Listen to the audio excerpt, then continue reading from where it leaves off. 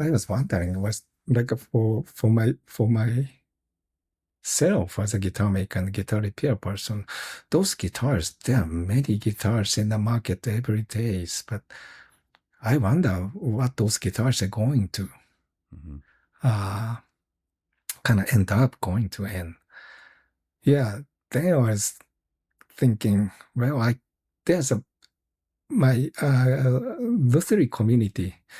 The recycle idea is already broad, spread it, and many people is approaching the ideas, but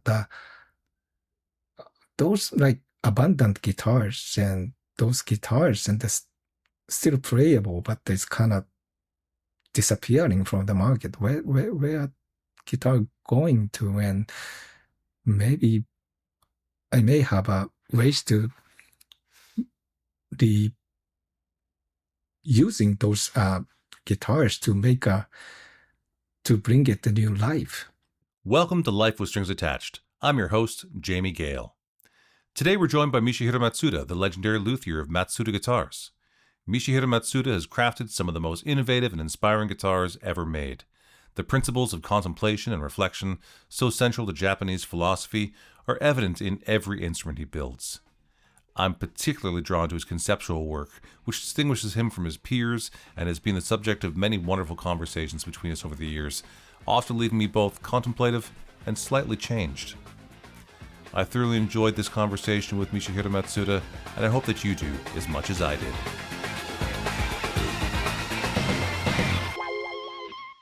Michi, great to see you. Hello. Likewise. Great to see you. Welcome to Life with Strings Attached. Thank you so much for being on the show. Yeah, thank you for having me. I'm looking forward to it. You honestly, you've been on the list since day one, but I'm trying to spread out some of what I think of as the heavy hitters. And I don't know. I'm the heavy hitter, but yeah, I appreciate it. That's all right. Having this chance. Yeah, you don't need to think of yourself as a heavy hitter, but other people do. So, anyways, how are things there in California? Yeah, doing good. It's kind of cloudy Monday morning, but yeah, it's a starting nice day. Now, that's normal where you are in the San Francisco area, right? Like the mornings are typically it is, cool, and the clouds kind of come rolling over those mountains. It's a very San Francisco kind of thing, isn't it? Yeah, it is. Yeah, you're right. Yeah, and hopefully we are getting sunshine in a couple hours. I think there's a lot of tourists who show up in Northern California who are thinking that all of California is warm and sunshiny, and they're often very surprised when they get to San Francisco and realize they didn't bring the right clothes. Right. Yeah, in the Bay Area, it's such a microclimates everywhere. Yeah. But a remarkable place. You also have rainforest in that area also, right? And some really remarkable trees growing just sort of north of you there. It is. Yeah. And also very fortunate for woodworkers, like guitar makers, and climate and humidity levels are kind of ideal for the guitar makers. Yeah. So yeah, you're one of the hot spots of the world for guitar makers. Do you actually know how many guitar makers are within, I don't know, let's say 50 miles of the Bay Area? It's a lot. Yeah, there's a lot. I think it's one of the active area. When you go down to the Santa Cruz, there's a lot of makers and people there, and around the Bay Area, and then also to the Sonoma counties and the Hillsburg area. There are a lot. Yeah, no, maybe we'll count the number at some point in time. But you don't actually know. No one keeps count. Well, yeah, I don't know. We have a guitar makers meeting, and lately I kind of busy to joining them. And once 2 months, we have a meeting. It's called the Northern California. What's that? Northern California Association of Lutherie. Okay. Or something, yeah. And normally we gather maybe 20, 30 people gathers for the meeting. So there's a very active. There's a lot. Yeah. And a lot of very famous guitar makers, not just guitar makers, but yourself and Ervin and Steve Klein and Rebecca and Santa Cruz and Walker and on and on and on. Megan Wells, Tyler, and there's a lot of well-known makers there. And so I keep thinking that I've got to come out there again. It's been a few years since I've been out to that area, but I'd have to dedicate a lot of time, actually. I feel if I came out there, I can't skip anyone. So I'm going to have to spend like weeks out there. I don't know. I have to move there temporarily. Oh, cool. Yeah, that'd be great. Yeah, I just remember that the first time I started this business, when I attended those meetings in the Bay Area. So it's a big, I was able to see those big names and well-known names like Ervin's and like the whole people you said. Yeah. That was very inspiring. Yes. Yeah. It's a remarkable place.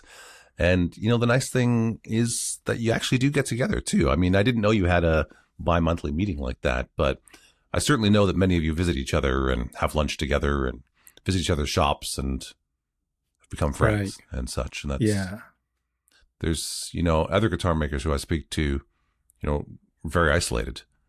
Yesterday I had Simon Padalka on the podcast, and Simon, it was like him and his one friend in Russia that he knew that made guitars. Nobody made guitars there, and he was isolated, within the Russian speaking world. And it wasn't until he visited the Holy Grail show or the NAMM show before he ever met any other guitar makers, for years. And that can happen out in New Zealand also, and different parts of the world where you don't get the chance to interact, but there's a real richness from where you are, and you should feel very fortunate for that. I think you do. Yeah. It is. Yeah. Yes. Wonderful. So Michi, one of the things we like to do is, for our guests who aren't familiar with, your background, is to give a bit of your history, starting with, a little bit about your family and where you're born, what year, and just those little moments that, if those moments didn't happen, that you might be someone else today, And so, would you take us back? What year and where were you born? Who were you born to? I was born in 1966 in Nagoya, Japan. Then my family moved to the Tokyo area when I was a kid, when I was small. So most of I grew up in Tokyo area. Okay. What did your family do? Who's your family? What? My father and mother, and I have one brother. One younger brother. And my father was he wasn't artist, but he got a job, and he wasn't artist, but he liked to do by hand. He was making like wood printing and as a hobby. And he was enjoying he was painting he was doing the oil painting before I was when I was a kid. And my mother she was, both parents passed away, but my mother was also very social. She liked it.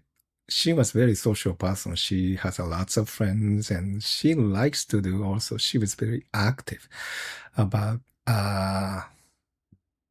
like activities like singing. She was doing kind of one of the Japanese traditional singing called the shigin, and also she was doing hula dancing, and she's very active. Then she's interest goes to everywhere.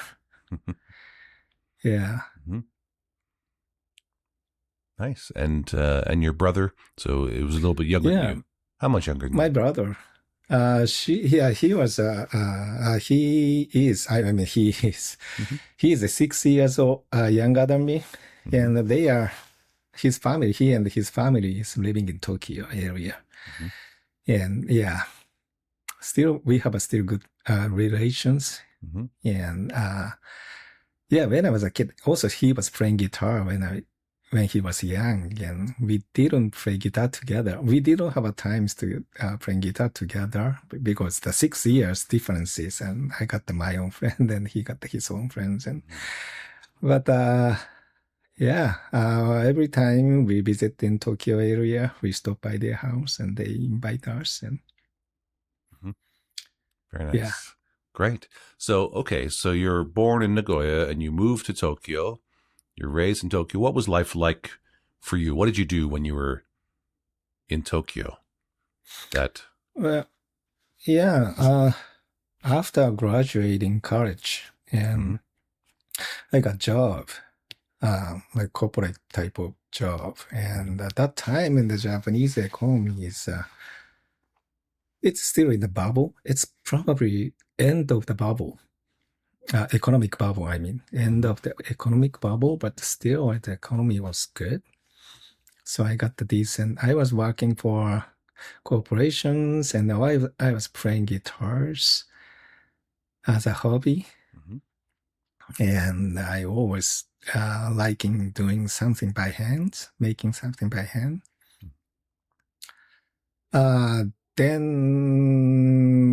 But the working for the corporation is not, kind of boring. I just found it.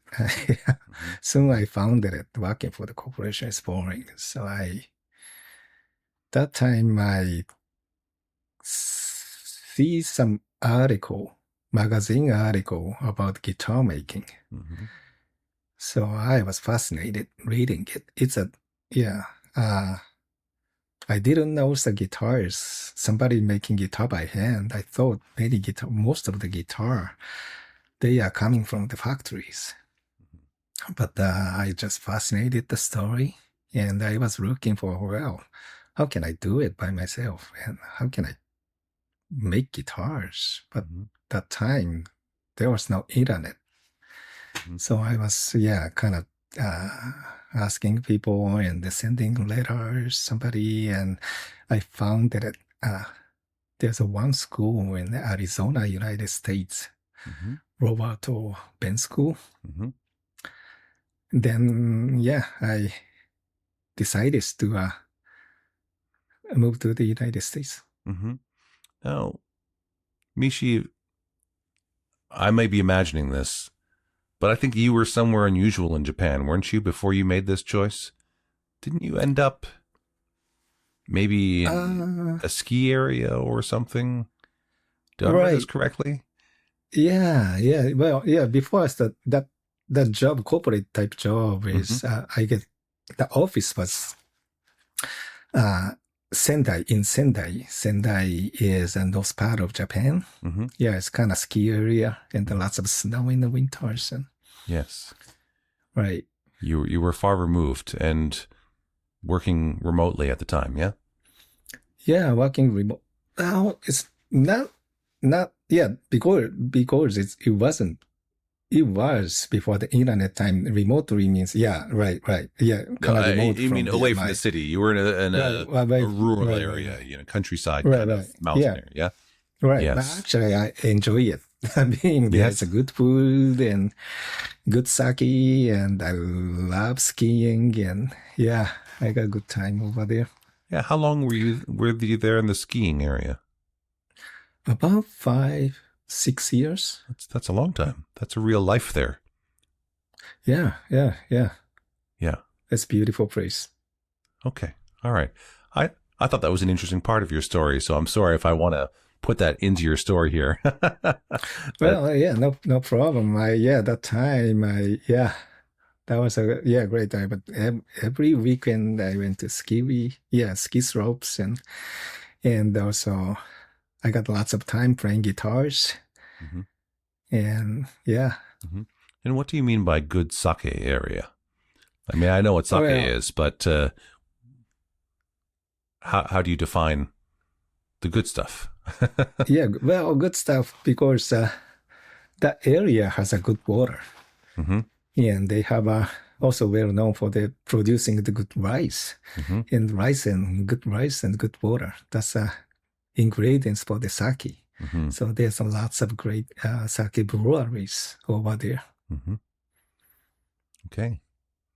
All right. And it was there that you started to think about guitar making? Were you in that location already? Yeah, the Sendai, I got decent jobs and I got time to play guitars and enjoy skiing, but also at the same time, I got lots of time to think. Mm-hmm. And work is, well, even though it's got good paid job, it was a good paid job, but I, like I said, found out it was boring. Mm-hmm. And I don't know how long I can keep doing it. And then I encounters the handmade guitars Mm-hmm. and somebody making guitars by hand. So yeah, that was a time I was thinking, how can I change my course? Mm-hmm. Mm-hmm. Okay. So you find out, you're writing letters, you find out about the Roberta Venn School in Arizona. Yes. And so, all right, what happens from this point? Do you send letters to Well, them? Do you correspond with them? How do you? right. Yeah. I basically sent them to how can I join the class? And Mm-hmm. then yeah, they sent me a whole like application form and how to get the visa and kind of stuff. Mm-hmm. Mm-hmm. Then I came to the first I arrived in Los Angeles, then I moved to the Arizona. Mm-hmm. What year was this? That was 97. 97. Okay. So 97, you arrive in the USA and you go out to the Roberta Venn School in the Phoenix area. And you're now, you've gone from the snowy mountains to the dry, hot desert. It is, yeah, it It's a very different world. Yeah, the first I arrived, actually, I was not feeling well the first couple of days in arriving because I never exposed such a hot heat weather. Mm-hmm.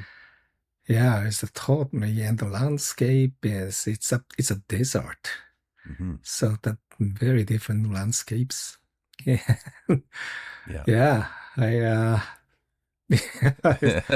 I still remember the first couple of days. Yeah, What time of year was it? When did you arrive? What month? Do you know? right. That was well,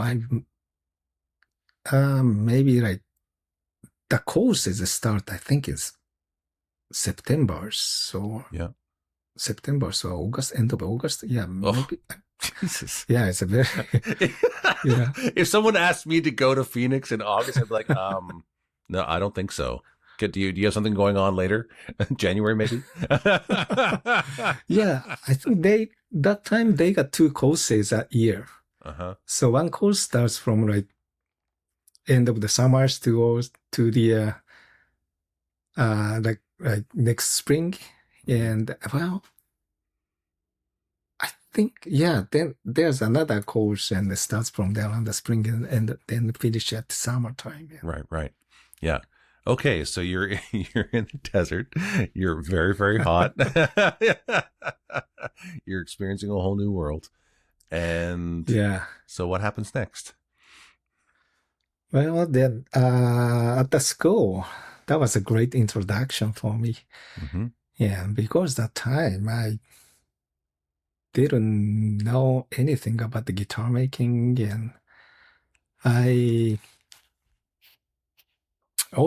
got no English skill, Mm-hmm.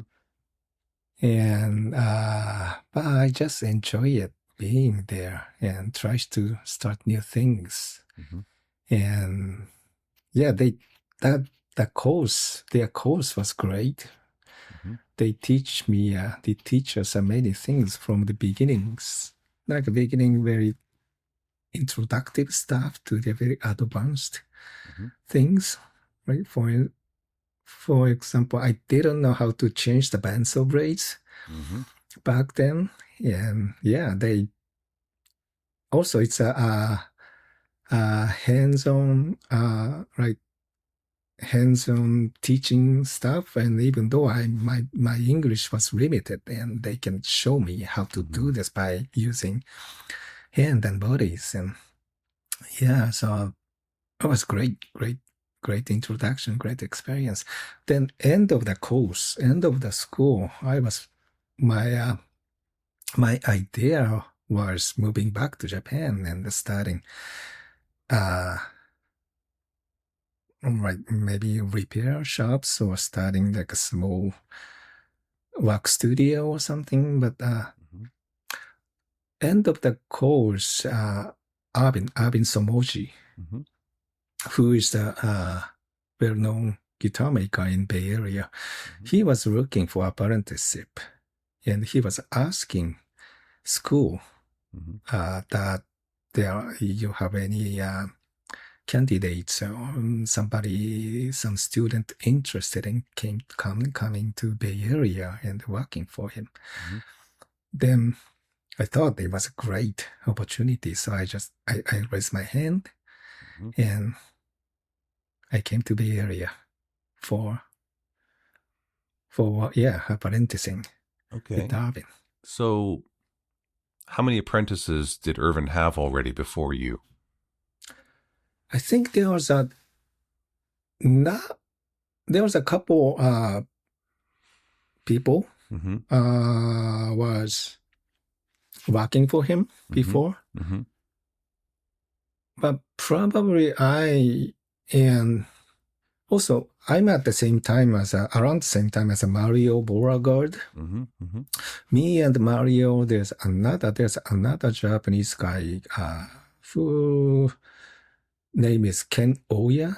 He's not in this business anymore. But those three is one of the first, like not official, maybe like official apprentice. So Ervin has had many apprentices over the years now. You're right at the beginning. Right. But there's some fun stories about people's first meetings with Ervin, the tests he puts them through.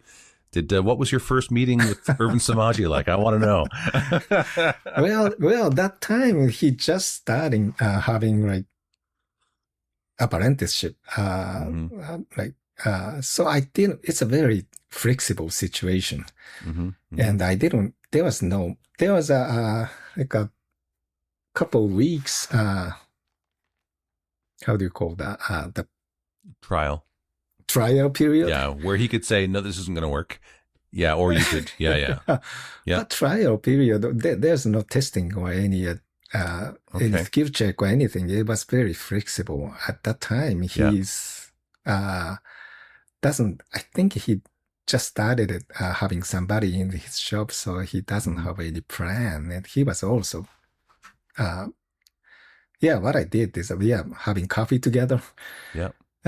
Talking like everyday things together, kind of things. Now, how were your English skills by this time? Very poor. Okay. Are you Hungarian? Is that better?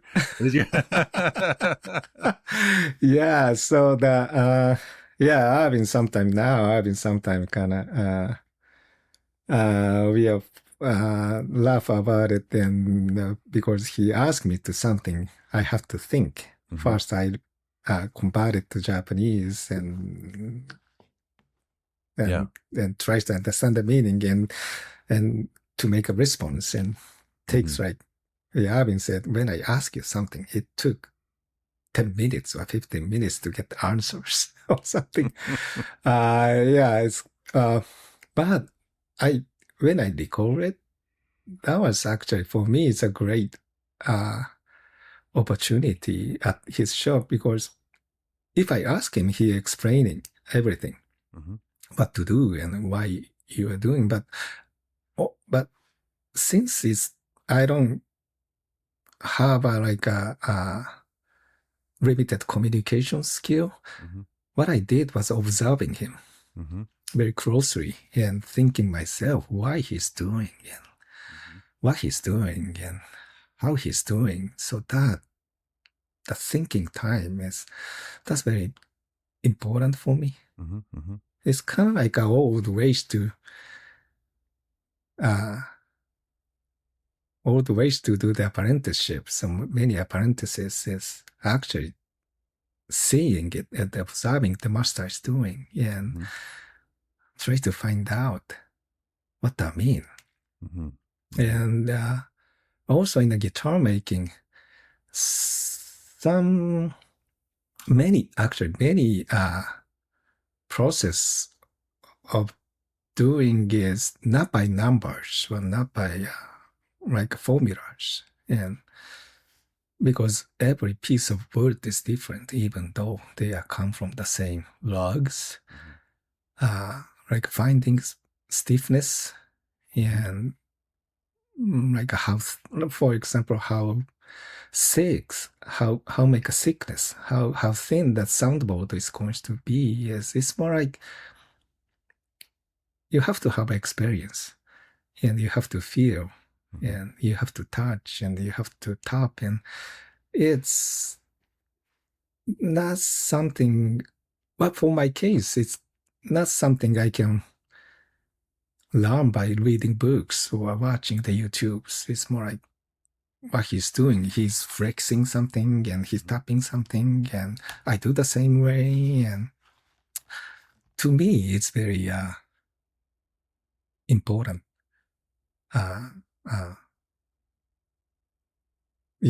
Important time for me to study guitar making. If you could do it again and have better communication skills, would you choose that? Or do you think it was an advantage to not be able to speak so much so that you had to observe in a different way?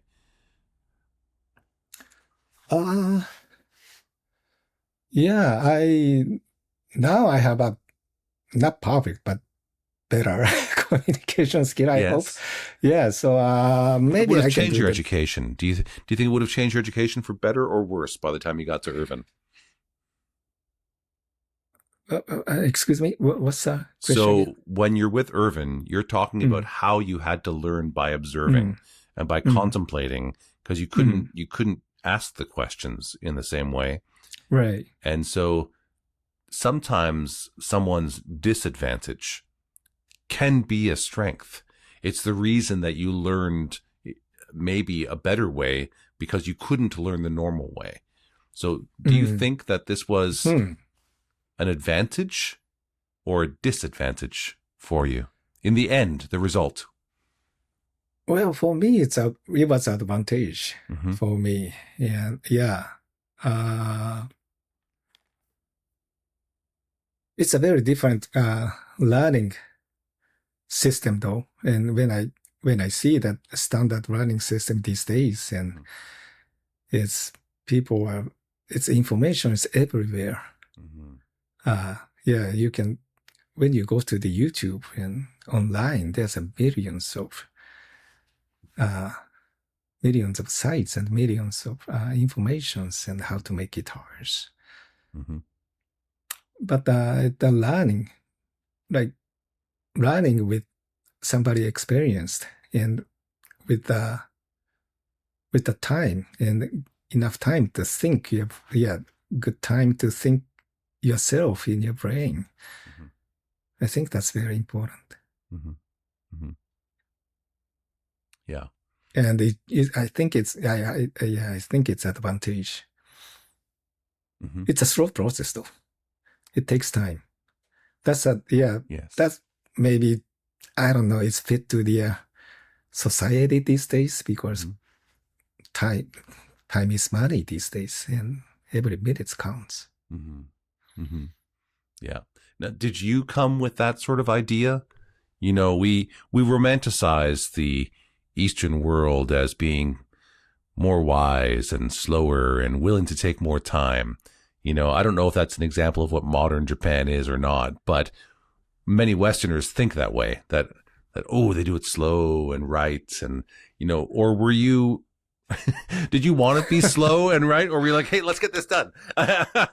Well, back then also, like, again, there was before the internet, and probably, I don't know, it might be the Bay Area thing, and when I came here, it's more, people are more slow compared to like people in the Tokyos, and there's like the guys and I had to spell maybe one characteristics of the Bay Area about that, like hippie cultures, and Yes. people are. I when I came here, I found that the people are more laid back, and they are spending more time to think, like sitting at the coffee shop and having coffee and talking like hours. Yeah, those. Yeah, Well, that's the opposite of what I thought. I thought it was slower where you came from. Well, yeah. That's interesting. Tokyo's a very busy city. Well, yeah, right. Yeah. Yeah. Okay. Interesting. All right. So now here you are. So you're born in Nagawa. You spent some time in the mountains. You lived in Tokyo, time in the mountains. You came to America. You thought you were coming to America, but really you came to Phoenix, which is a very specific kind of America. And now you've made it out to Ervin, and Ervin did not have the reputation that he has today. So you're going out to a guitar maker who's well experienced, but you're not going out to a guitar maker who has written the book on the sensitive guitar, who has a history of developing apprentices who go on to be very successful. I mean, Ervin Somogyi in the modern guitar world is, I mean, it's a movement. It's a kind of school. There are people who come from Ervin's work, and they're a different category of guitar maker within our industry. And so, but you're at the beginning of this. So you're not joining this grand heritage. You're the beginning of the grand heritage. And so what did you know about Ervin before you went there? What was the reputation? Yeah, actually, he got a great reputation back then too. Yeah. I remember he was, his figure is one of the guitar magazines in Japan. And fingerstyle guitar player in Japan was using his guitars already. And that time, in the Healdsburg guitar, in the guitar making community, and the Healdsburg Guitar Festival is one of the highlights. And he was, I saw his figure in there, and he already had a very good reputation at this point. Yes. Yeah. I'm in the area of the world where there's a different school. I'm raised in the area where the Larrivee school is. And there's not a school guitar making, but Jean Larrivee had, a number of apprentices that went on to be very remarkable guitar makers, Grit Laskin and Linda Manzer and Sarah de Jong and such. But it's a very different type of guitar building, frankly, than Ervin does, and a very different way of going about it. But it's a completely other school. But it is one of those things, when you go to the Brian Gallup school and you say you're making guitars, one of the, I remember Brian asked me about a specific guitar and going, "Oh, are they Martins or are they Larrivees?" I said, "Oh, actually it's a Larrivee, but that means something, it comes out of Jean Larrivee was important enough that in Brian's mind, are you following the Canadian Larrivee school or are you following the American Martin school?" And then, Somogyi is, another subcategory of this. And so there's interesting work, but, Michi, of all the people who have come out of Ervin's school, you have distinguished yourself in a completely different way. There's many different, very well distinguished guitar makers that have, who have worked with Ervin Somogyi, all highly respected. But your work often defies description. It's hard to communicate to somebody what a Matsuda is without just showing them a Matsuda. And so as a result, you're part of the family legacy and the history of Somogyi, but yet you also stand as a singularity kind of on your own. And so when did the Matsuda that we would recognize today, when did this emerge? Well, that's one of the challenge when I was at his shop is, I've learned a lot of stuff from him, and his guitars are such a great guitars, and he's a great person, great teacher. And one of the challenges is how can I make differentiate from those, and such a strong foundation they are. Because of it, it's very difficult to differentiate from it and to make my to establish Matsuda guitars. And yeah, I was always thinking about it. And when I was in his shop, I didn't make any. When I his shop, I didn't make any special stuff. I was following his right. How can I say that? Yeah, I didn't make my own like many. I think it's many students. Like in the U.S., many students. He was saying many students in the U.S. culture challenges to the teacher, right? And tries to prove himself or herself, and tries to challenge teacher. But my approach is, like I said, I was observing, so I didn't challenge. I just follow what he's doing and what he was, what's his way. I was following his way and try it by myself. Then, end of the day, the time I started working on my stuff. By the way, he was very generous to use all his tools for the apprentice. So we got the time to make own guitars after the apprenticeship, after working for him. So yeah, then the time I start doing my stuff, then I kind of making new ideas and how to differentiate myself, how to establish my guitars. And the foundation of my guitar making is Somogyi guitars. When I make a flat top acoustic guitars, and but the shape, sorry, yeah, the guitar shape I using now, I call it M1 shape, Matsuda M1. Those shapes I made it when I was in Ervin shop. It's kind of in between the OM size to the dreadnought size. And then I start doing the ornamental rosette works. And I make segmented and also fragmented type of, and layer them and kind of I make unique style rosette. That style I started at Ervin shop.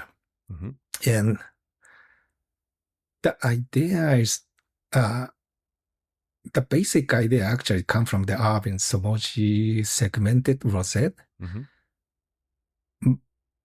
Until then, I didn't see any guitar rosette segmented like he's doing.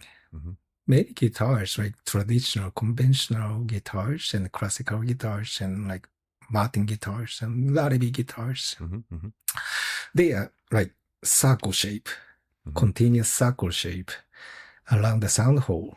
But Ervin was doing kind of segmented it and then located in section to section. When I see it, it's very interesting. And the rosette doesn't have to be the circle. It can be, there are many ways to think that new designs. And then I started at my own ideas, more segmented it, and not that aesthetical, like not the balanced way. It's more, I put more proportion on this side, and I extended this line towards to this end, and I layer them together and tries to make more three-dimensional approaches. Yeah, I started it, when I was at the Ervin shop, and I'm still continues to doing it. Okay, so how long did you work with Ervin? How long were you there? The total, about 3.5 years. 3.5 years. Yeah, in the between, in a short time period, I stopped. I went to the Taku Sakashita's shop. for a while. Okay. And he was a great archtop maker. And then I came back to his shop and continues to apprenticeship. Okay. And then how do you know when it's time to move on? What happens at the end of 3.5 years? What was the impetus? Yeah, then I got that. Yeah, then I got more. How do you call that? I got more interest. I want to make more my own guitars, and also that time I start thinking, well, I have to make money. Yeah. That time Ervin introduced me to the Gryphon Stringed Instruments, who is a local guitar repair shop and well-known guitar repair person. Frank Ford was there. Yep. And he introduced me to Frank. And I was going there once a week and do some repair works. And I got a little money. But that time it was also feel by myself, I got enough, enough ideas and motivations, and the timing was good to be independent. I started start my own shop. Okay. All right. So when is the first time that you then, how do you start selling guitars? What did you do? Did you go to a show? Did you have Ervin's customers? How did the business for you start, Michi? Yes, the Ervin's name helps me a lot. Also, that time was sort of people knows about the time of the internet. It's start happening. And also handmade guitar is people start knowing it. There are such a genre. And also Hillsburg Festival is close to my location. And that festival helps me a lot. I can connect to the customers and guitar dealers. And yeah, I think it was a good time to, and also guitar shops also. Many guitar shops is kind of start interested in having or consigning handmade guitars. Okay. So what's the next sort of pivotal moment for you? So you are dissatisfied with your work in Japan. You're looking to do something that interests you more. So you figure out about guitars, you move to America, you make guitars at Roberto Venn, and then you have the opportunity for Ervin. Now you're moving out on your own, you're starting to develop the Matsuda guitar company, at this point in time. So what's the next sort of major point in your life there, Michi, that if maybe you remove that point, your life would look very different? Well, life.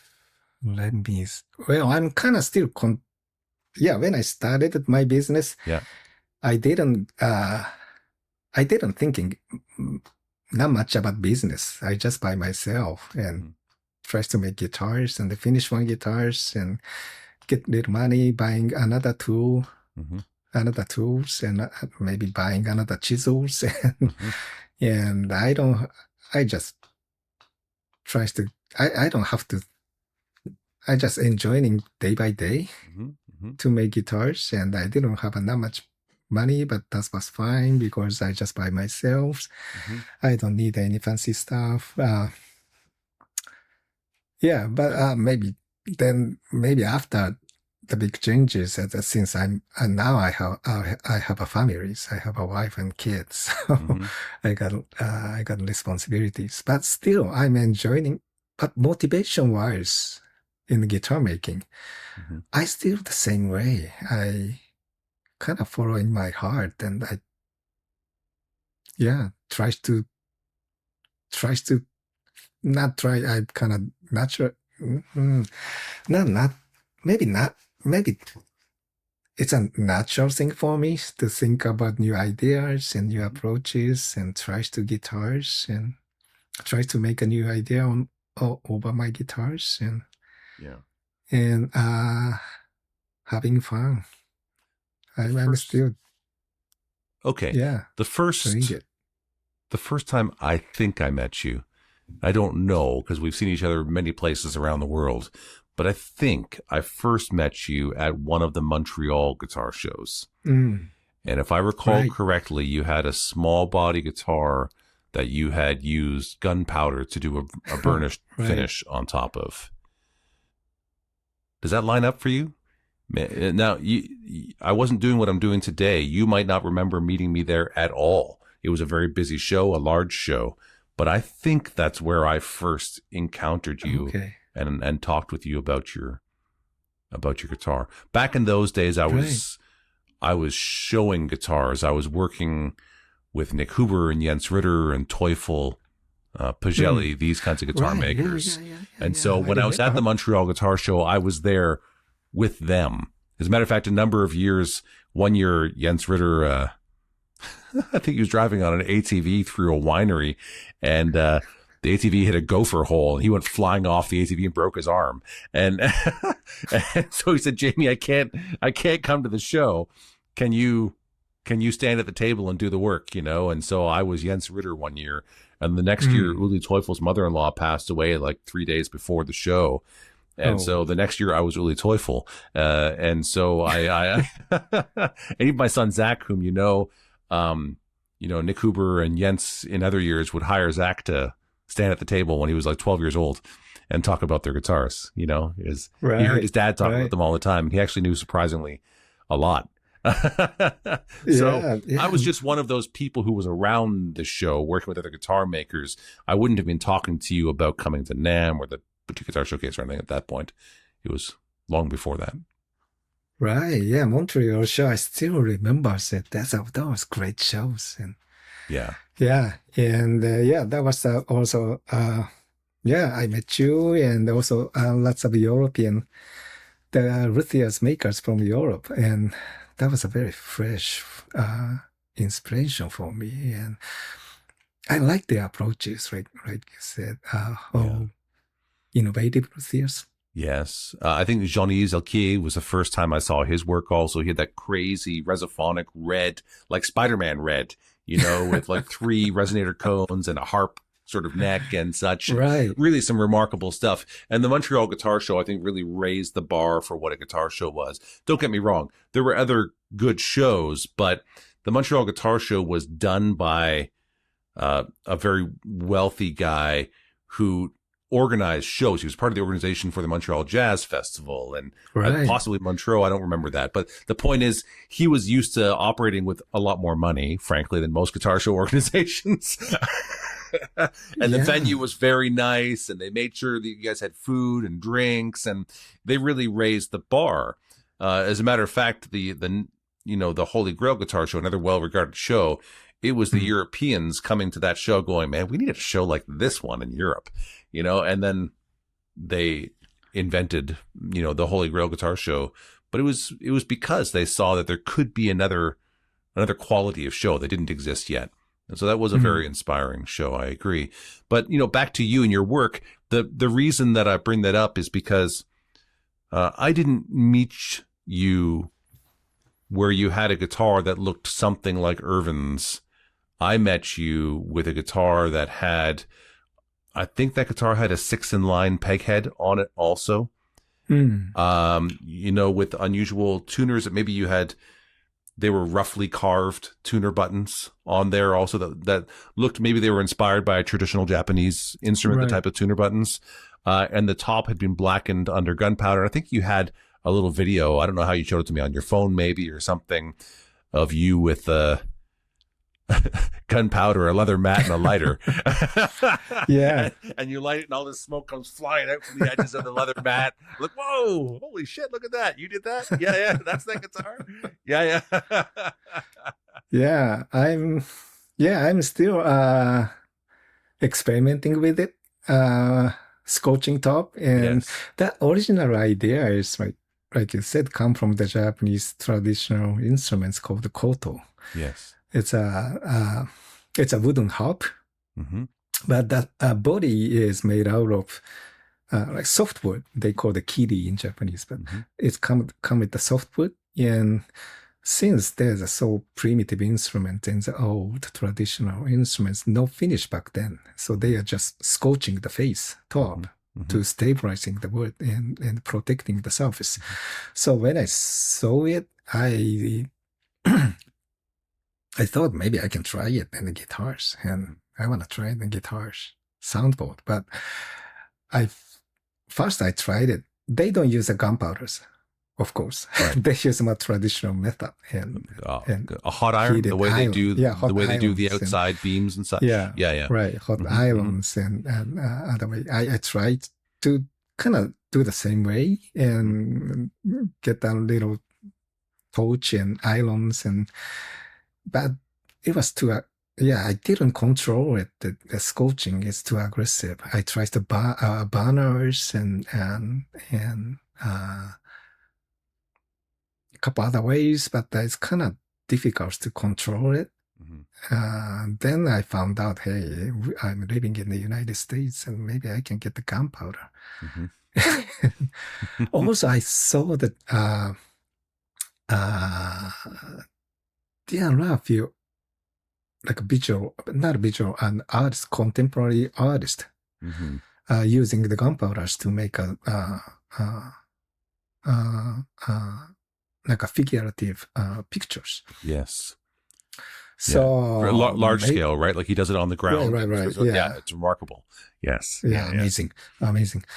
Then so maybe I can maybe try to use gunpowders, and actually it was very controllable. I didn't. That's not what I've heard from Jason Costle. I heard a little something about this from Jason once about your first experiment on the gunpowder part. What happened, Michi? What happened? If you're using it too much, it's not good. Yeah. But I do it's kind of like a burst finish. I do the little bit of the polymeter and set the lights on and a little bit of scotch and another sessions and the second session, third sessions. It's in progress. There's a progress session. So I don't, and the first time I did it, just one shot, it's no good. Yeah, I think Jason refers to it as that time he almost killed Michihiro Matsuda. It didn't happen then. But it sets a but it creates too much smoke. So maybe I set off the fire alarm and the stuff, and that time I was in my shop was not current location. I was in the warehouse in Oakland, and one time I created too much smoke, and I got the shopmate there, and the shopmate is freaked out, and that sets all fire alarms. So sets off the whole fire alarms, and I was so afraid maybe sprinkler. I'm glad the sprinkler system didn't work. I guess so. But that was Yes. Well, I can laugh about it right now, but Cedar Creek Custom Case Shop is your premier fretted instrument custom case maker, and we invite you to create a musical instrument case unlike any other, one that's unique to you. Every Cedar Creek custom case is hand-built by highly skilled craftspeople using only select woods, Providence Forge hardware, and premium instrument-friendly materials. At Cedar Creek Custom Case Shop, we are dedicated to helping you design the case of your dreams.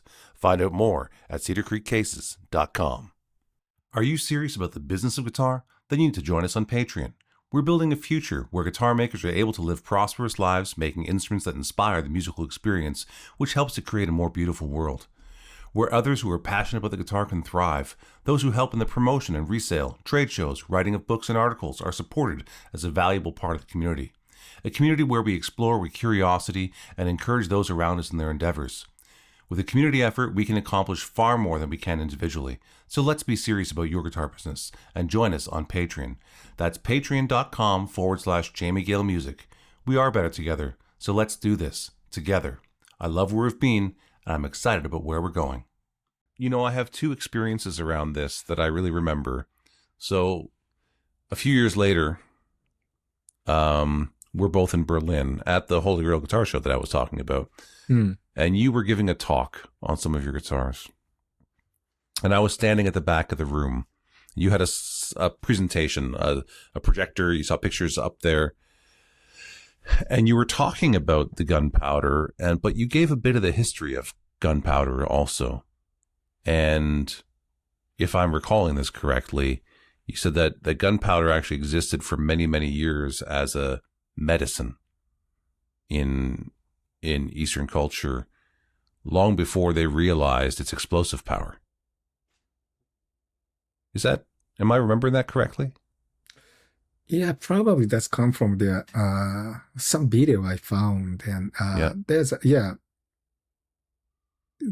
like a story. It's like a old story in China, right? Mm-hmm. Yeah. Mm-hmm. Yeah. And then my mind started just considering how we develop something as a medicine, and then we realize the destructive power of it and the perversion of that and the almost tragedy of that. And next thing you know, I'm at the back of the room trying not to be noticed that I was crying now. You know, I'm crying at the back of the room with the juxtaposition of medicine and destructive power of gunpowder at the same time. And I don't think you were trying to make us cry, but Michi, you made me cry that day while I was thinking about it. So I have this gunpowder finish is actually really strongly associated. And I don't know how many gunpowder finishes you've even done, but we've had multiple connections with it because years later we did a show during Miami Art Week in Art Basel at Walt Grace Vintage, and you made one of these gunpowder finished guitars also for that. And so that was I really love that. I really love that expression that you've done. How many guitars have you made with that type of finish? Do you know? Maybe so far, maybe around 10, okay. 10 or 12. So it's been a successful thing for you. People like it. Yeah, people like it, and but still it's kind of unusual look. I like it. I like the very organic look of it. Mm-hmm. Yeah, I remember the Miami show. I made also I did it like special French polish over it, and it's not shiny, but it's more textured French polish, and I did. Yeah. It's a wonderful piece, and it was a wonderful playing and sounding guitars as well, of course, not just about the finish. And so, it's for me, who spends my career looking for unique world-class instruments, and I'm always drawn to the unusual guitars because I'm not a reenactor. I don't play guitar so that I can sound like someone else. I never have. It's not that I haven't played other people's songs. I have, but that's not what inspires me. I'm always inspired with the possibilities, that thing that I haven't yet experienced. I'm excited about the food I haven't tried yet, the drink I haven't drank yet, the places I haven't been to yet, the people I haven't met yet. That sort of novelty is very stimulating for me. And so I mostly think about your very novel instruments. It's this one, it's the deconstructed archtop, it's the ukulele, which might have been with you in Montreal, actually. I might have also tried the ukulele in Montreal, the deconstructed ukulele that you did, but also just sort of the ideas that you were experimenting with. You told me a story of being young in Japan and having these little exciters that could turn things into speakers, and that you could take a piece of plastic and flex it, and under a certain tension, all of a sudden it would actually amplify. But without that tension, it wasn't there. And that was what you were thinking of with the soundboard and the tension under the the ukulele. And Right. it's always been those abstractions and theoretical experiments that have always mostly stimulated me, and the reason I've loved talking to you over the years. And so when did that part emerge? When did you make your first the first thing that people looked at and go, what the hell is that? They didn't recognize it immediately as as an acoustic guitar like something of close to Ervin's, but something that was really like way out there, like the guitars I just talked about, the deconstructed archtop, the ukulele, these pieces. When did that first happen for you? I was And how did it emerge? how did I imagine? Yeah, that was I started it maybe around like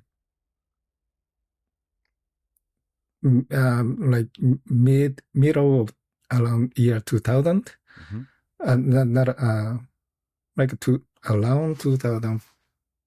After a couple of years, I started at my own shop, so means maybe around 2005 or 6 or 4. Yeah, somewhere around there, I started making those start developing those ideas.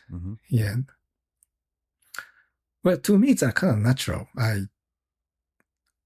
Like you said before, and the West Coast has a more like them makers more like a free expressions, and compares to the East Coast, it's more traditional, like Martins and Gibsons.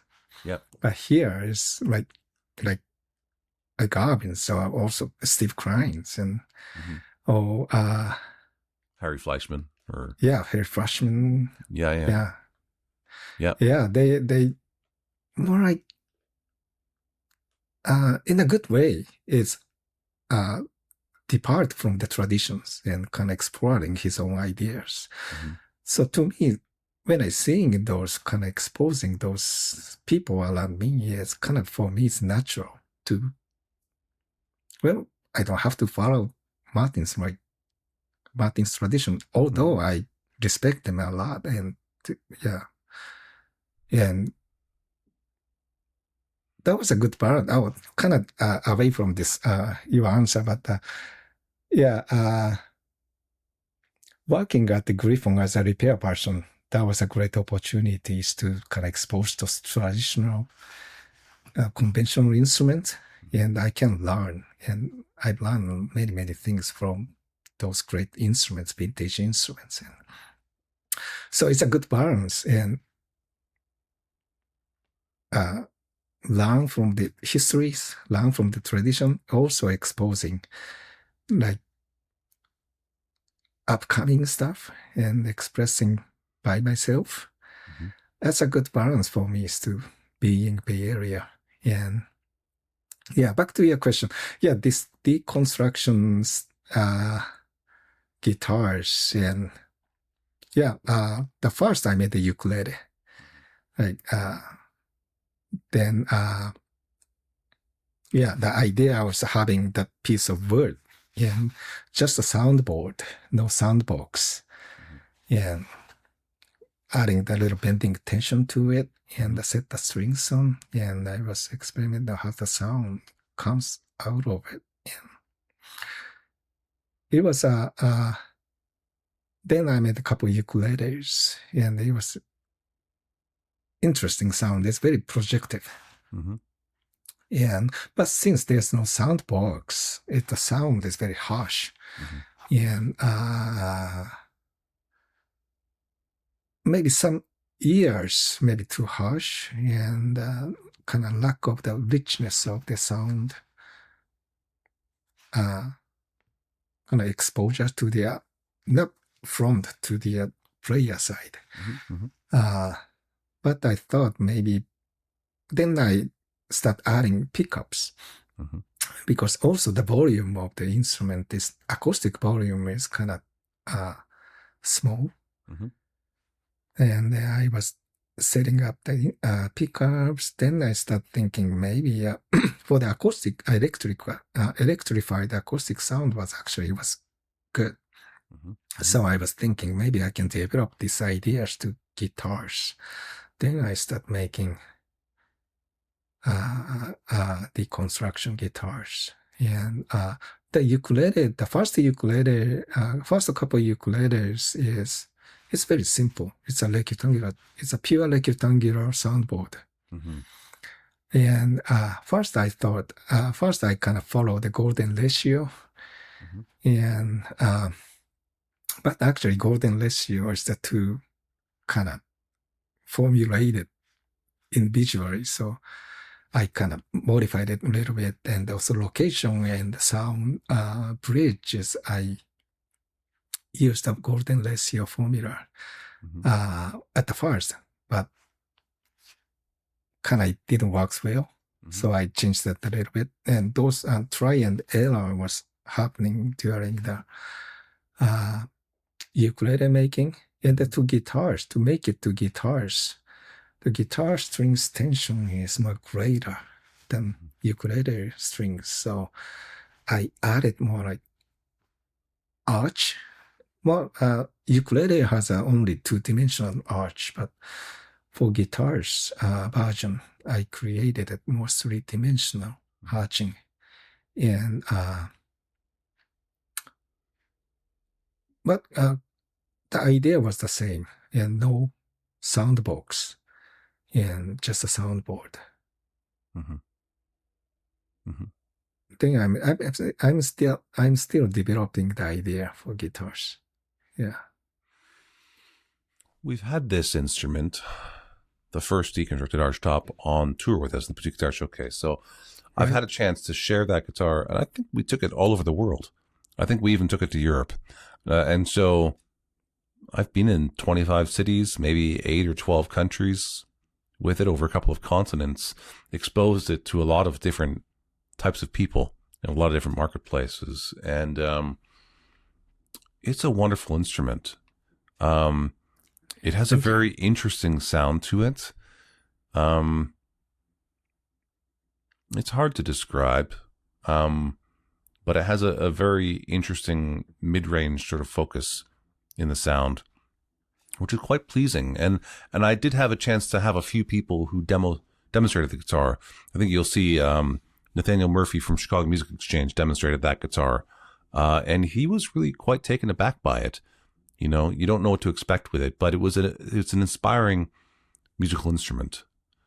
And so it's really a wonderful piece. And then we've also had what was it, number 126? You doesn't have a name, it has a number. But another instrument that you made where you took things that had been deemed to not have value anymore and you brought them together. And if people saw pictures, they would think of it as the chopstick top guitar, I think, is the way they would think of this guitar, because it's the most identifiable, easiest thing to understand about it. And Michi, that is one of the most remarkable guitars that I've ever experienced. Thank you. Would you mind sharing a bit about, from your words, how did that guitar come to be? The chopstick guitars. Yeah, and I know you and I have talked about this extensively, but for our listeners, Michi, you have to assume that I know nothing, and tell me again for the benefit of the people listening to this. That was a guitar. Well, I forgot. So the idea has actually many layers. So one of the layers is recycling material, and I found like almost destroying that Gibson Les Paul copy model in the Craigslist, local Craigslist. I got it. It's a copy of Les Paul, but I don't know who's the maker. It's all destroyed, kind of half destroyed it. Why did you buy that guitar? Well, I wanted to use that's the base of the whole starting point of the project. So there's lots of recycle ideas, which means if I'm remembering correctly, I think the way that you told me this started was a bit that when you're still doing repairs at Gryphon, because I think you were still doing them 1 day a week. I don't know if you still are, but you were still doing some repairs for Gryphon. And you said that sometimes people come in with a guitar and maybe it's their grandfather's guitar or something, and they say, hey, we want to take guitar lessons. Can you fix this guitar and make it work? And the answer often is, we can, but it will cost you a lot more money in repairs than if you just buy that Epiphone right there, or whatever that inexpensive guitar happens to be. And then you said to me that, and I began to wonder, well, what then happens to the guitar that was kind of broken and needs to be fixed? Where do these go and what happens to them? Is that am I remembering correctly? Right. It is. It is. That's that's relates to the recycle. So then you went to find one of these broken guitars that you could work with. Right. Yeah, that was you're right. So many guitars. So like you said, inexpensive. Actually, labors cost us more than that. More than buying new ones. And not only the guitars, many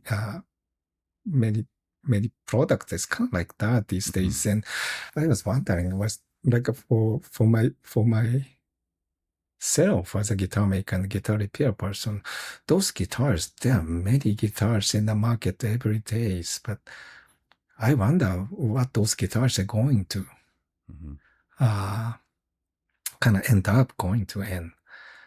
Yeah, then I was thinking, well, there's my lutherie community, the recycle idea is already broad, spread it, and many people is approaching the ideas, but those like abundant guitars and those guitars and they're still playable, but it's kind of disappearing from the market. Where guitar going to? And maybe I may have a ways to using those guitars to to bring it a new life. Yeah, so that's idea. The like a foundation idea. Yeah. So then you went to Craigslist, which is for our listeners around the world, Craigslist is just an online used marketplace where people can post things for sale. And so it's very famous in the USA.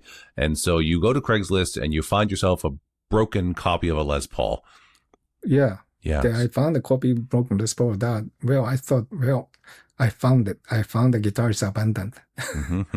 So I went there and I gave him a couple $, and I got it. And then I start bringing it a new life for it. And the chopstick ideas, also that's another layer of what's the authenticity about it. Like a Les Paul, it's going to be the Les Paul shaped guitars, no matter what I'm doing. But I'm not copying it. I bought a Les Paul and using as a material. So it's kind of like the same idea of sampling, music sampling. The musician is actually bringing the original section of the something and using kind of mash up and put together to make a sampling music and hip hop music. It's kind of like same. I got same idea over guitar making, and I'm got that. It's going to be the Les Paul copy model, but I'm using, this case and copy of the copy. So it's many layers. So what's that? What's the authenticity about it? And that's kind of another layer. This is another layers. But then I was thinking as a recycle point, at the recycle point of view, I start thinking maybe for the top, I can make the recycle I was looking for some kind of recycle material, and one day that time I got the favorite the sushi bar in the bakery area, and I talked to the chef was a friend of mine, and I was talking to him, and can I have old chopsticks you were using? And then I got a bunch of like used up chopsticks from them. It's all used, so I had to wash them, and I have to sand them and put those together, and then I made a soundboard for the Les Paul guitars. Yes. Then around the same time, I visited Harry Freshman shop, and he gave me an old scrap piece of the piano soundboard. That guitar has actually the workable soundboard in between, behind of the chopstick body, a chopstick face. So then I used the old piano soundboard for the actual active soundboard. Yes. Yeah, and it sounded remarkable. Thank you. Yeah, again, it had a very interesting mid-range sort of voice, but that piano soundboard was braced on the back of it like you would an acoustic guitar, and a bit like an acoustic guitar anyways, traditional spruce braces. Because I think they were spruce. I don't know if you used something else, but they looked like spruce braces. Right. Yeah, and then I think that there was maybe something to do with an old kitchen table that lived for a long time in your workshop. Am I right? Right. Actually, my wife was using the table for a long time, and but that was, so we didn't use it anymore. So that was a spruce. That was a spruce table. That tabletop was a spruce. So, so I chopped up and made like a backside of the guitar out of it. Yeah. Then I expressed myself. I kind of through neck shape type of neck set. Then another idea of another layer of the idea is that I like the more like a custom product feel. So I intentionally kind of made a more bulky. It's opposite side of the sophistication. It's more like a folky, and how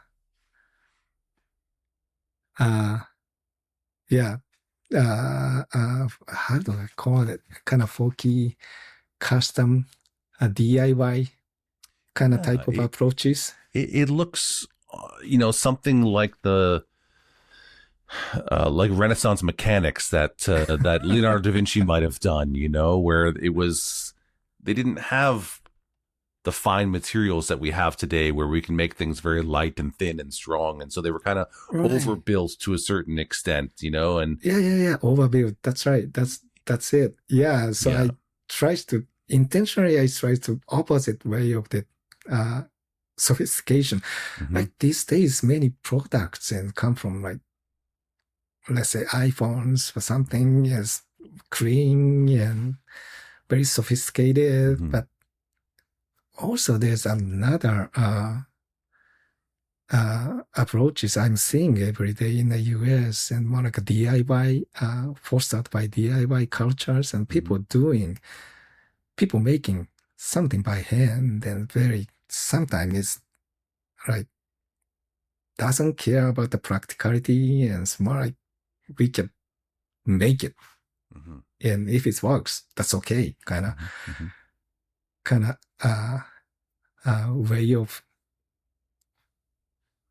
crafts things, and I like the approaches, and And so I intentionally try it that way.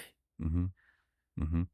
Was there any intention with there's a large, possibly overbuilt sort of back piece on that guitar. Was that meant in any way to deflect sound or no? Because it's kind of open on the back, but yet there's a large piece, I presume cut from the tabletop there, that is behind the Les Paul copy body and the soundboard. And I think that it had a strong effect on the acoustic sound of the instrument. Yeah, right. Yeah, some reflections. It's open. It's open. It's open body, but they still have a reflections, and also there's something against your bodies to hold the guitars. Mm-hmm. Yeah. Yeah. Was it mainly meant to be comfort for the body, or the sound? Was the sound sort of not really part of the intention, but became a result of it? Is it an unintended consequence, or were you thinking about the structure to deflect the sound as well? Yeah, it's both. Yeah, I wanted to have something hold your body, and also that some reflections comes to your ears and comes to more like around the instrument. But at the same time, I don't want to make in a sophisticated way. Like, well, there's armrest, and I ignored those sophistications and ergonomic approaches and more bulky, like a custom cars in the United States, and that's some huge tires and doesn't have a practical reasons, and like engines and kind of sticking out from the food and out of the chop shops, we call them. Right? Where they just they kind of have this harsh name because you kind of butcher up the car and, and put other parts on it, and but it doesn't have a may not have a practical explanation, but it's attractive, and to me it's very attractive, and also many people find attractions, and then something you I don't know how to explain. Something attractive used to have it, even though it's not practical. Yeah, it's not just a interesting or great guitar. It's a lovely guitar. There's something about it that's lovely. The shape of it, the ornamentation of it. It was a real trick to photograph. I'll tell you that. I because there's so many layers to it, and the bulkiness that you talked about. But yet the lines are very pleasing. I don't know if you know this. Do you know that there's a full scale print of that guitar in my living room here in Canada? Oh. So we actually printed a couple of pieces, and we bought a fine art printer, and we did like archival grade papers and museum grade framing. Like I want to tell you, I spent more on the frame for that picture than most people spend on guitars. Like just to have it done the right way as we toured around the world, and to show the highest level of treating it. And and it lives a few meters that way in my great to hear in my living room. And it's the back of the guitar. It's the back of the guitar, and the guitar is upside down. You might remember the glamour shot that we did of that. Yeah, I remember it. Yeah, because it really is like a sculptural object as well. That form is very beautiful, and people really liked to look at that picture as we toured it around. You know, I think I remember we were in Stockholm, and there was a husband and wife there, and the wife was enamored by the image of your sculpture guitar, and it gave me a chance to tell the story behind it, and she was, I think they were this close to taking home the picture of the guitar, and it was a really special moment. But it had a lot to do, Michi, with the form in the first place, the dimension of it, but also the story behind it, because I would tell the story. And there's actually a piece of the story that, again, memory's a funny thing, so I want to make sure I didn't make it up. But I believe you told me that there is a Japanese philosophy, and there's a word, and I feel silly saying the word to you. It was something, I think it started with an M, might have been something like motanai, something. Oh, mottainai. Motainai, which means to stop and consider before you throw something away. Is that correct? Is there? Yeah, yeah. Explain it in your words, in case I butchered it. Yeah, mottainai is also, I have another, it relates to the recycle project, and I made a couple acoustic guitars and using multiple pieces. Mm-hmm.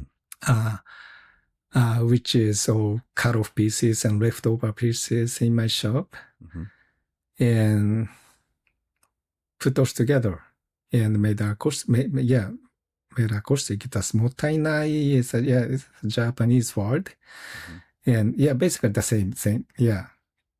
The same thing you said is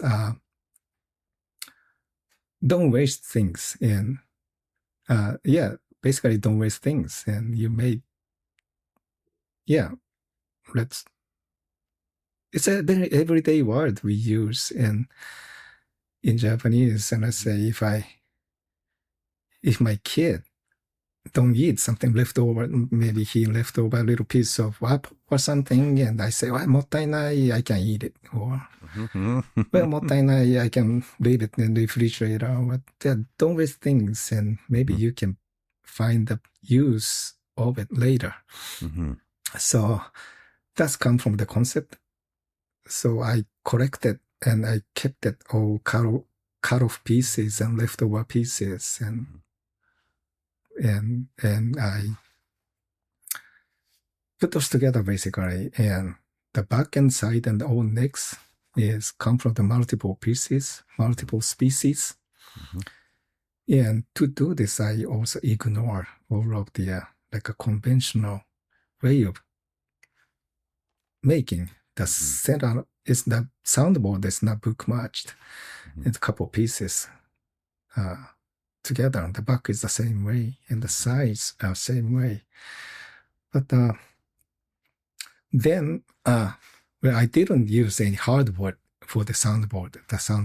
The spruce and the cedars and some kind of softwood. Yeah. But I wanted to use I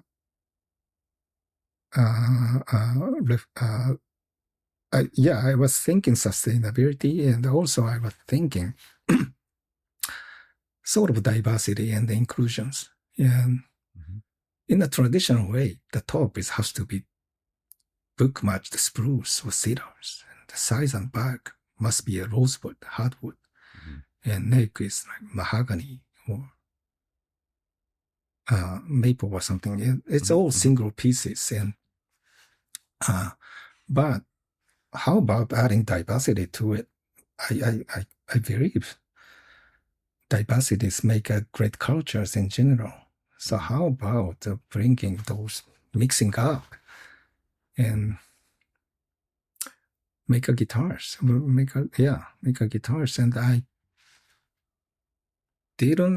I followed my formula about in the technique way and formula way. I followed my M1 guitars. It's an M1 shape and M1 bracings. But I didn't expect any the particular sound. Whatever the sound come from, I didn't predict it, or I didn't focus certain sound I can have with these guitars, and I make it. Then whatever the sound come from, I accept it. I'm gonna accept. That's the guitar concept. Then I took the guitar shows and stuff, and actually people like it. It's a sound that's very pleasing. Yeah. You had it at the NAMM show, Boutique Guitar Showcase, as a sculptural piece. You had it there also, and it was a wonderful instrument. Yes. And it's a great. I've one of the areas I've been liking to explore with guitar makers for a long time. You touched on a number of those topics recently, and I think that we mostly go to known materials to produce known results, and the conversation is mostly a material conversation. Whereas I actually think that the guitar is a system, and that the mechanics of the system, the structure of the system, is well, honestly, more important than the materiality is, and that substituting this wood doesn't necessarily mean the result is X. That substituting that wood and altering the structure of the guitar, whether it be the airflow by altering the sound hole size or position, by lengthening the grain, a longer soundboard or shorter soundboard, thickness, stiffness. There's so many ways, to basically direct the movement within the guitar through obstacles or affordances. So to direct the energy where you want it. And that I don't hear as many conversations about directing movement as I do about this wood versus that wood. And so, when you make a guitar like that, I'm thinking, yes, exactly. You can, you can do that. It's okay. You know how to shape it. But I also love the fact that you gave a certain amount of faith to say that I'm okay with not knowing exactly where this is going. And that's always been an interesting thing about conversations with you, Michi. And actually, when I've had your instruments on tour, where I'm talking about your guitars and you're not there, right? Because that's a thing that happens when I'm out there on tour with other people's instruments. Is I often communicate that you are very curious and that you're okay with asking a question and not knowing the answer. Yeah. And that's a rare thing. The people who are comfortable with not having to provide an answer, it's okay to just have the question for a while. Cedar Creek Custom Case Shop is your premier fretted instrument custom case maker, and we invite you to create a musical instrument case unlike any other, one that's unique to you. Every Cedar Creek custom case is hand-built by highly skilled craftspeople using only select woods, Providence Forge hardware, and premium instrument-friendly materials. At Cedar Creek Custom Case Shop, we are dedicated to helping you design the case of your dreams. Find out more at cedarcreekcases.com. Are you serious about the business of guitar? Then you need to join us on Patreon. We're building a future where guitar makers are able to live prosperous lives making instruments that inspire the musical experience, which helps to create a more beautiful world. Where others who are passionate about the guitar can thrive, those who help in the promotion and resale, trade shows, writing of books and articles are supported as a valuable part of the community. A community where we explore with curiosity and encourage those around us in their endeavors. With a community effort, we can accomplish far more than we can individually. So let's be serious about your guitar business and join us on Patreon. That's patreon.com/Jamie Gale Music. We are better together, so let's do this together. I love where we've been, and I'm excited about where we're going. Yeah, I see. Yeah, what you're saying. Instruments making is the people. There's a conservative side for the in this business, which is people rely on very much and just audible informations and kind of predictions. It's a part of the things, and people think, what's the good sound or what's a good guitars? And but I think my approach is audible information is just one part of the guitars. And like material, you are talking about materials and the techniques and approaches, and they are part of the guitar making, but not the whole things. And when I think about the good sound, well, at first I don't think there's a like ultimate good sound. It's very subjective. And But the criteria is not only the audible information. It's more like feeling and how do you feel. Guitar is such a intimate instrument. You can hold it and you feel vibrations and how you can see it and your eyes and ears and the feels and also predictions and your like some information you already have in your brain, in your heart, that affects to the sound observations and everything, including. Then I think it's good sound, or like the sound. Like let's say it's a good sound. Yeah. Mm-hmm. So the one of the back to the my previous conversation, like a deconstruction is I want to deconstruct that predictions people has over the guitars, right? Mm-hmm. Let's say when you see or when you hear the name of Telecasters, you already have some kind of sound image in your head, and then you physically play the Telecaster. Then when the sound doesn't fit your image in your head, maybe you think it's not good sound, and those predictions. Yeah, it affects a lot of the guitar sound.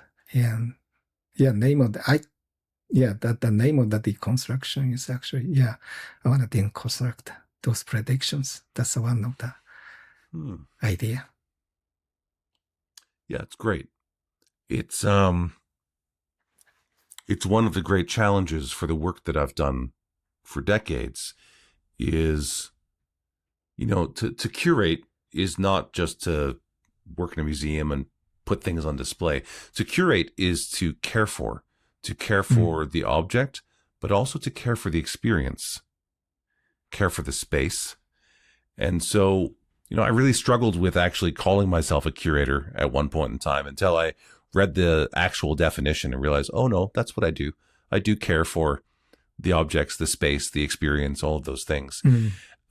And so when we do events, I generally try and open minds at the beginning. Like when you have a meal, how you might start with an aperitif, a special drink, of some sort, or a kind of something that opens up the palate and gets you ready to experience the fullest of the meal that's about to come, and so the thing that I often say is I tell people, we focus on unique world-class instruments that are contributing something to the conversation of the guitar.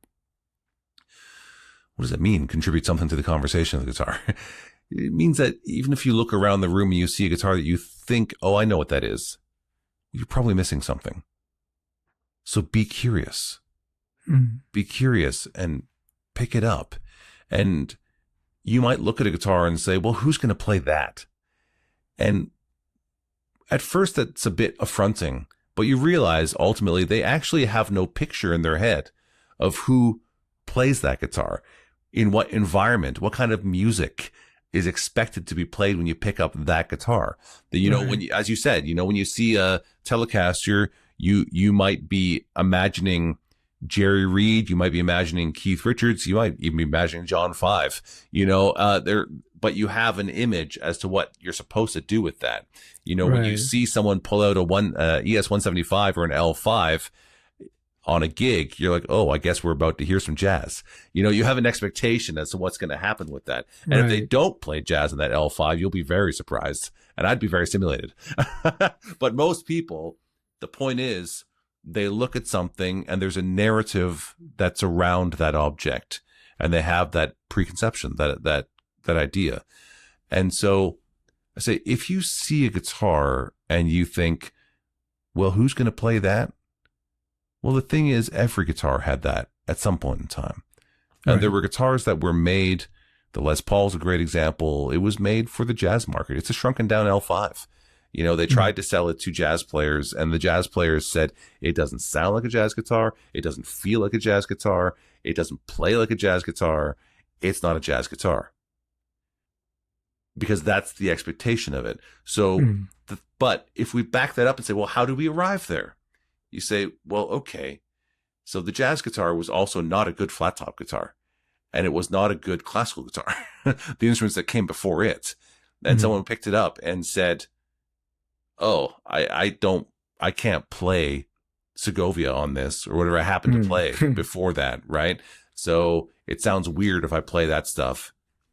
And so but what does happen is they go, but it does make me do something that's kind of interesting.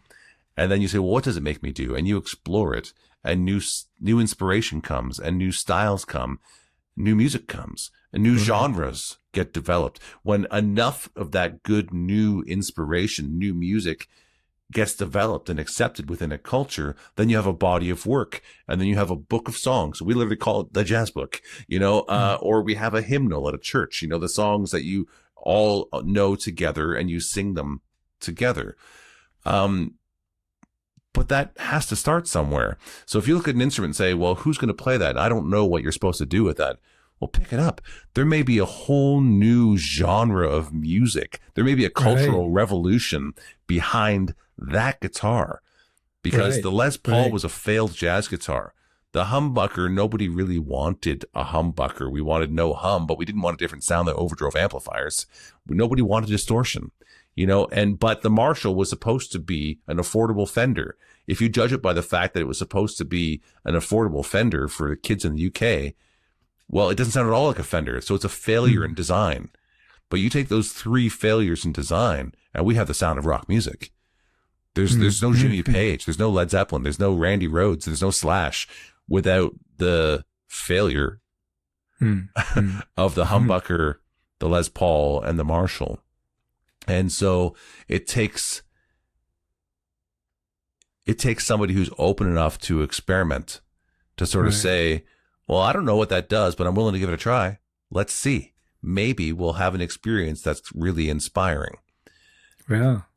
And that's how we start all of our events. I make a little talk once the room is full and say, now go and be curious. Pick them up. Engage them. The guitar makers did not send these guitars on tour for you to look at. You could have done that on your phone or your computer. You're here to experience them and play them. And maybe there's a whole inspiring new song waiting in that guitar. Right. Yeah. I see it. I agree. Yeah. That your road show, your tours, it's a great opportunity for those kind of unbounding the predictions, and because so many guitars, and one of the flat tops, next to the flat top there's electric, and there's an electric, and next to it there's arch tops, and there are whole great selections. And I intentionally maximize contrast. I'll never put 2 acoustic guitars side by side. So, so that, if you see 20 acoustic guitars in a row, it's a sea of spruce. You don't understand what's happening. But when you break them up, everything gets to have its own spotlight. But it's that contrast. It's that ability to be able to go from one instrument to the next that I personally find so inspiring, Yeah. And that's why I love your instruments, Michi, is even when they look like something that I should know, like when it looks like a Les Paul with chopsticks on top. It's not. And it had a different sound, and it has a different feel to it. But yet it's all very pleasing. It's not so different that I don't know what to do with it. Right? It's I engage it as a guitar. Well, thank you. That's what I feel the same way. I don't push players to play something like, well, this is Les Paul shape. So I don't have any push to the players. Whatever the player feel with it. Yeah. So that's what I feel. And so even so as my flat tops. My flat tops is more continuous, and they follow one by one. And many customers are flat finger pickers, so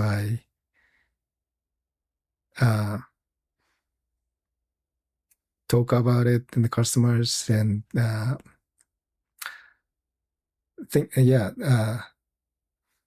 tries to follow the criterias but I bring the same guitars to the guitar shows. That time I don't push this is the fingerstyle guitars. I just want people play it, whatever the music style that he or she plays. Yeah. Pick it up. Give it a try. Right. That's a good Let's way. see what happens. Yeah. Yeah. Just be honest. Just hopes many people more interested in playing guitars. These days and the music from the radio or like popular music is not much guitar sound in there. So lots of computer sounds and stuff. No, and well, I think there's a question there to be said that is the radio a place where you can actually find out what is modern music? I don't know that that's where innovative music is being played, but there was a time, where you went to this place to hear this music and another place to go to another. And I think there's tons of innovative music happening today, and there's lots of guitar music being made today, probably more than ever, but it's a different way to find it. It's not on, they're not watching TV. They're on their phones. They're on their computers. And so the radio was a way to judge things 20, 30, 40 years ago, but I don't think it's a good way to judge things now. Okay. That since I'm listening to radio every day while I'm walking. Do you? Okay. I'm kind of limited, so. Yeah. but that's it, right? Like there's experience filters and cultural filters, and we put ourselves into areas. And this is one of the issues that we have with social media feeding you more of what you like, is that you end up feeling like, well, everyone thinks this way. Well, no. It's the people who think like you that they group you together with. And so your only experience now are the people who think something like you, or the ones who think the opposite, if that's the kind of stuff that you are attracted to. If you like to click on things that make you angry, then it will feed you more of that, But let's move away from that for a second, because, we shape our experiences through our environments, through our interactions, sometimes through our materiality. Experiencing one of your acoustic guitars with your fingers, with your fingernails, with a soft pick, with a very hard 2mm pick, is a very different experience, And those are kind of experience filters. If you're playing an electric guitar, if you plug into, there's sort of two traditional choices. You either go down the route of Fender or you go down the route of Marshall, but those are experience filters, right? Like you're going to have a very different experience and be inspired to do very different things because of those choices and how you do that. And even new musical instruments today, you're always tied to the innovations of the past, because if you send a guitar out for a review to some guitar publication, they're going to take your brand new technology and they're going to plug it into 1950s tube technology. And then, you're now filtered. The whole experience is filtered by 1950s technology that maybe doesn't allow you to experience what it is. It's like someone who puts ketchup on everything they eat. Do you really get to taste the difference between each piece of food, or is it always highly filtered by the ketchup, or something of the sort? And so being aware of our experiences, being aware of our filters, being aware of those aspects is important. And I love the fact that you want to remove them. You want to remove the preconceptions, because it's leaves you open to more possibilities. Thank you for doing that, Michi. Thank you for making inspiring guitars. And for... Well, thanks so much. Yeah. I appreciate your comment. And I really appreciate what you're doing for the whole tours and all support for the guitar communities. And thanks so much. Oh, well, Michi, I have to say that my life is better for knowing you, and I really enjoy every time we talk, and when we have a chance to discuss and abstract on artistic and theoretical ideas, is I love going deeper. Sometimes maybe too deep for my audience. I don't know. I sort of go forth on the idea that I can talk about whatever I find interesting and hope that there's an audience who also finds it interesting. We'll see. But thank you for being willing to talk with me today. I really appreciate it. We're going to, for those who are listening, we're going to wrap up this segment of the show right now, but Michi and I are going to continue for another 5 or 10 minutes, where we're going to talk about the business of guitar. We do this behind a paywall because, frankly, we need to be able to talk about some things that the public just shouldn't hear normally. If you're in the guitar business, let's go and you can head over to patreon.com/the business of guitar. Again, that's patreon.com/the business of guitar. And that's where you can hear our conversation about the guitar business and what that means for someone like a Michihiro Matsuda. Thanks so much for being on this segment, Michi. Really love it and appreciate your time today. We'll say goodbye for now. Yeah, thanks so much. Thank you for having me. Okay, bye. Thank you for watching and listening. You can find more episodes wherever you listen to your podcasts. And a special thanks to those who support us on Patreon. It's your support that enables us to do this work.